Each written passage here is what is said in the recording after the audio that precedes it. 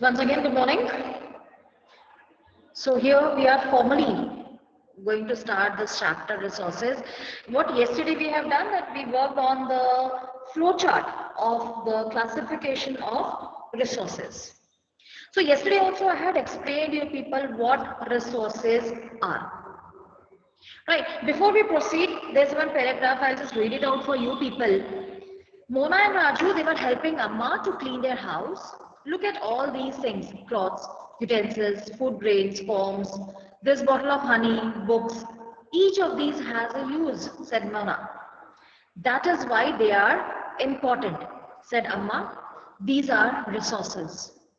What is a resource? Was Raju's question to Amma. Anything that can be used to satisfy a need is a resource, right? So anything that is used to satisfy the need is a resource, right? So you can underline this, right?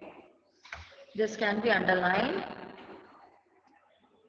So this is exactly the definition of the resource. कि कोई भी चीज, whatever thing which is available in our surrounding, which is able to satisfy our need, that is a resource, right? So right now you are just sitting there in your homes, in your rooms, in front of laptops or your mobiles.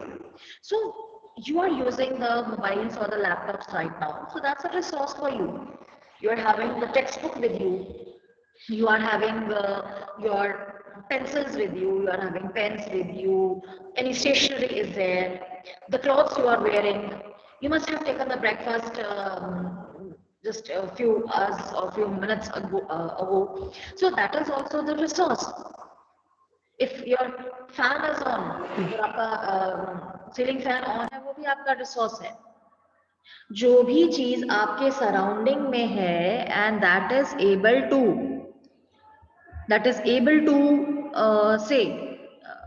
satisfy your need, that is a resource, right? So anyhow, as mentioned, just look around and see what is available, what is there around your surroundings, around you people. You have to observe that, right? You have to observe whatever is available in your surroundings. As mentioned, the water you drink when you are thirsty, the electricity that you use in your house, the rickshaw you use to get home from school, the textbook you use to study are all resources, right? As mentioned, your father has prepared a tasty snack for you. The vegetables you have used, that all are the resources, right? So जो भी हमारे आसपास चीजें हैं जो हमारे use में आती हैं वो एक रिसोर्स है. So whatever things you are using, right, that are having something in common, it means they have all been used by you, so they have utility. हम जिस भी चीज को यूज करते हैं, right, जो हमारे द्वारा यूज हो रही है, हम वहां पर टर्म क्या यूज करते हैं, that this thing is having a utility, right? हम क्या कहते हैं, we call it a utility. Suppose you are using your textbook, so what we will say कि no textbook is resource and the textbook is resource because it is having a utility, right? utility क्या होती है, इसे हम एक usability word भी use करते हैं, यूटिलिटी या usability. It is what makes an object or substance a resource, right? अगर किसी चीज की यूटिलिटी नहीं होगी, right, तो वो चीज रिसोर्स नहीं होगी. If a thing is not having a utility, that is not a resource. अब atomic energy है वो आपके लिए resource नहीं है, because that is not having any utility for you as such, right? So if a thing is having a utility, that will make that thing a resource. utility के बिना कोई भी चीज जो है resource नहीं कहलाएगी. So as such, how does something become a resource? Now again the Raju is having the query. Amma told the children that things become resources only when they have a value, right? अब आप कोई भी चीज use कर रहे हैं, वो आप क्यों यूज कर रहे हैं, राइट? आपके लिए उसकी कोई वैल्यू तो होगी, राइट? अब now you are using your 8th class geography text book, it is very very valuable to you, आप लोगों की टेक्स्ट बुक है, आपने ही इसमें से पढ़ना है, but does it have the same value for a child of class 5? Is it of the same value to the child of class 10th or 11th? No. जितनी ज्यादा चीज की वैल्यू होगी उतनी ज्यादा उसकी यूटिलिटी होगी, राइट? और वो चीज रिसोर्स कहलाएगी, राइट? अब कई चीजें ऐसी होती हैं उनकी आपके लिए बहुत वैल्यू होती है, कुछ आपको महंगी मिलती हैं, कुछ फ्री में भी मिलती हैं, but they are so valuable. अब अगर हम एयर की बात करते हैं, एयर जो है, हवा जो है, वो हमारे लिए, हमने उसको लिए कुछ पैसे थोड़ी देते हैं, this is free for us, but that is very very valuable, right? That is very very valuable. अब आपके घर में कोई पोस्टर लगे हुए हैं या आपकी पुराने छोटे होते की फोटोज हैं, राइट? सो आप उसको जब देखते हो तो you feel very good and I mean you get very happy with that. आपका उसमें बहुत पैसा नहीं लगा है, that is not having an economic value, लेकिन that is satisfying you, that is satisfying your emotional need also, so that is also a resource. वो आपकी एक इमोशनल वैल्यू या इमोशनल फीलिंग्स को भी सेटिस्फाई करती है, तो वो एक रिसोर्स है, राइट? सो वैल्यू ऐसा ही सच कि जितनी ज्यादा किसी चीज के लिए वैल्यू होगी उतनी ही ज्यादा उसकी यूटिलिटी होगी, उतनी ही ज्यादा हम उसको इस्तेमाल करेंगे and that will become a resource. So value means worth, कि वो चीज हमारे लिए कितनी ज्यादा इंपॉर्टेंस रखती है। So some resources have economic value, some do not have economic value. See, जब हम word use करते हैं ना economic value, it means we are talking about the money matters, right? When we are talking about the economic value, or when the word economic is there, so it means we are just talking about the money matters.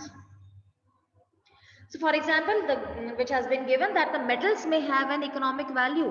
अब gold है, अब normally gold खरीदना हमें कितना अच्छा लगता है, but that is very very expensive, it means that is having a very high economic value, बहुत ज्यादा हमें पैसे देने पड़ते हैं तब हम गोल्ड खरीद पाते हैं, राइट?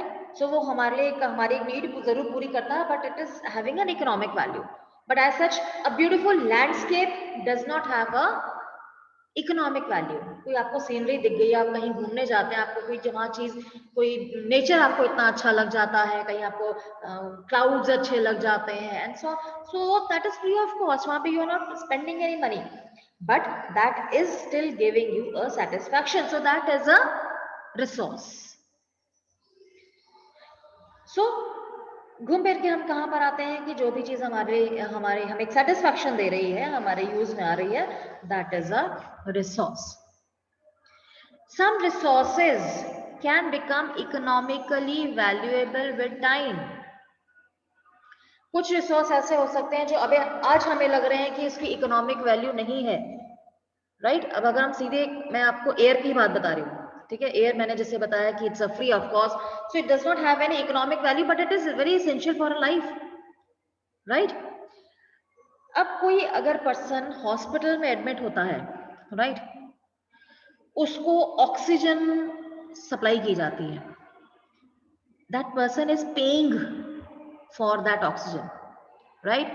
So हमें जब यहाँ पर मिल रही है, फ्री मिल रही है, so that is not having an economic value, but when a patient is there, then the air is carrying the economic value for that person, right? Besides this, as mentioned, your grandmother's home remedies have no commercial value today, but if they are patented and sold by a medical firm tomorrow, they could become economically valuable, right? आपकी grandmother कोई अचार बनाते हैं, कोई पापड़ बनाते हैं and so on, right? तो वो घर में ही बनाते हैं, आप लोग खा लेते हैं, दैट्स ओवर, राइट? या आपकी मदर्स अगर बहुत अच्छा कुक करती हैं, आपके लिए, आपको बड़ा अच्छा लगता है and you are having the food and that's okay, but अगर वो अपना कोई रेस्टोरेंट खोल लेते हैं या आपकी ग्रैंडमदर के जो अचार की रेसिपीज हैं वो थोड़ी फेमस हो जाती है और कोई कंपनी कहती है कि ये अचार हम अपने ब्रांड नेम के अंडर में सेल करेंगे, तो उसकी कितनी ज्यादा इकोनॉमिक वैल्यू हो जाएगी, लोग उसको खरीदेंगे और उसका बेनिफिट जो है that will be there for the person who is cooking it, right? तो उससे क्या होगा, उसकी इकोनॉमिक वैल्यू जो है वो उतनी ही बढ़ जाएगी। अभी एक ना रिसेंटली एड आती है, कई बार फेसबुक पे भी आ जाती है और टीवी पे भी आती है, I don't remember the name of that girl, library की बुक्स के ऊपर ऐड आती है वो कि that girl she is very fond of having the of reading. So what that girl does कि उसके पास इतनी बुक्स आ जाती हैं कि अब उसके पास रखने के लिए जगह नहीं, because she is very fond of reading. So what she does, वो एक मोबाइल लाइब्रेरी बना लेती है, एक गाड़ी लेती है और उसके अंदर सारी बुक्स डाल देती है and she keeps on moving from one place to another and she is just giving those books for reading to the people, right? तो उसके लिए ये जो चीज है, again it is becoming a resource, if she start selling it will become a you can say it will have a economic value for that girl, right? तो कई चीजें हमारे लिए अभी अगर बहुत ज्यादा वैल्यूएबल नहीं है या हमें लगता है कि उससे हमें कुछ ना पैसे मिल रहे हैं, बस एक सेटिस्फेक्शन जरूर है, but you never know that in future the same thing can be sold and you will be getting the money for it, right? Suppose एक मैं और एग्जांपल दे देती हूँ, सपोज अगर आप के बड़े अच्छे आप नोट्स बनाते हैं, right? I am not talking about कि आप क्लास 6 7 की बात कर रहे हैं, आप बहुत अच्छे नोट्स बनाते हैं, वो आप अपने लिए बनाते हैं। Suppose if you start selling it later on, right? So that will carry an economic value, right? So as यहाँ पर एक term use हुई है patent. If they are patented and sold by a medical firm tomorrow, they will become economical value. Patent क्या होता है? It means the exclusive right over any idea और invention. Suppose मैंने कोई इन्वेंशन किया, suppose मैंने इन्वेंशन से कि मैंने कोई कुकिंग करते हुए मैंने एक नई रेसिपी बना ली, या मैंने कोई इंग्रेडिएंट ढूंढ लिया, राइट? कोई मैंने ऐसा एक इंग्रेडिएंट ढूंढ लिया, मैं कहीं गई और मेरे को लगा कि ये इंग्रेडिएंट जो है मैंने कहीं नहीं देखा and so on, and I just found it. अब मेरे को, मैं चाहती हूँ कि ये सिर्फ सबको पता लगे कि ये मैंने ढूंढा है, राइट? सो उसके लिए एक प्रोसेस होता है, उस प्रोसेस के अंदर हमें रजिस्टर करना पड़ता है कि this has been invented by me और this has been discovered by me. वैसे जो पेटेंट है वो डिस्कवरीज के लिए नहीं होता है, नॉर्मली इन्वेंशंस के लिए होता है, राइट? और उसमें क्या होगा कि that will be, I mean publish हो जाएगा कि that has been invented by me, right? मेरे नाम पे इन्वेंशन होगा और इसको कोई और यूज नहीं कर पाएगा, without my permission no one else can use. ये जो टर्मरिक है ना, हम लोग हल्दी जो यूज करते हैं, वो इंडिया में ही ओरिजिन हुई थी, तो इंडिया ने उसको पेटेंट करा रखा है। जो अब वो I mean the other those who want to grow it or who want to sell it up, so they have to take the permission on whose name it has been patented. अब जैसे Edison है, जितने भी inventions हुए, कभी अगर bulb बनाया तो that had to be patented, उनके नाम पर ही है। अभी भी हमें पता है कि that has been invented by Edison, right? जो इलेक्ट्रिक बल्ब है वो that has been invented by Edison, तो उसने अपने नाम पर पेटेंट उसने करवाया है, so that is the original idea of him, right? So patent का मतलब होता है that is having an exclusive right over any idea या इन्वेंशन, किसी भी आइडिया के लिए, किसी भी इन्वेंशन के ऊपर जहां हमारा खुद का पूरा राइट है। तो अगर कोई और यूज कर सकता है तो we can sue them also, right? So any how,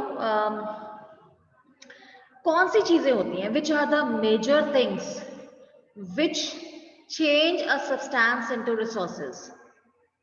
अब अगर मैं आपको एग्जांपल देती हूँ, न्यूक्लियर एनर्जी, ठीक है?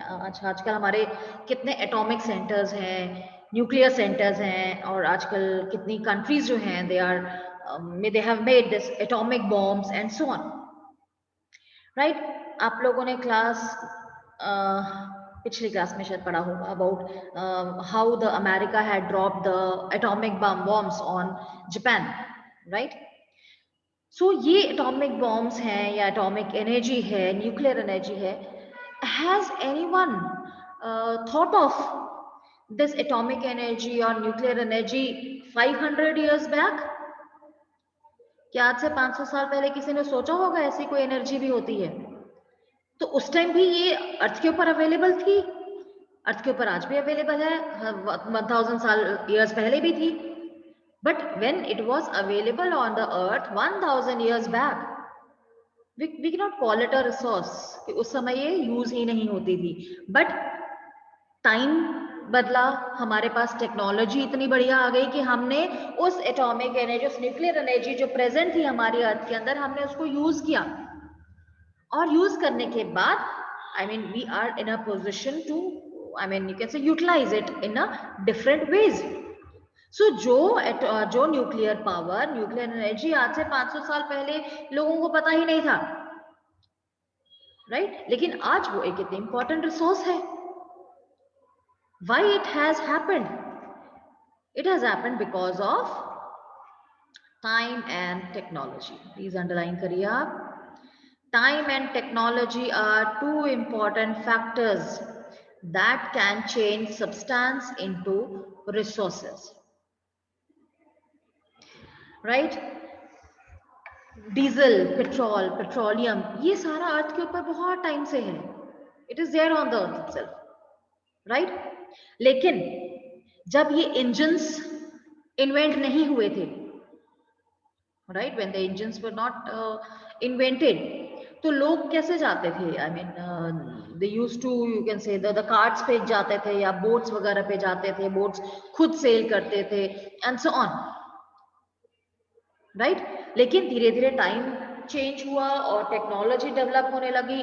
फिर स्टीम इंजन आए. आप लोगों ने क्लास 5 में पढ़ा, याद है आपको, कि पहले सिर्फ व्हील्स होते थे, उसके बाद फिर इंजन्स में आए. इंजन्स भी जो थे पहले स्टीम इंजन आए, राइट? स्टीम इंजन आए, उसके बाद फिर डीजल इंजन आए,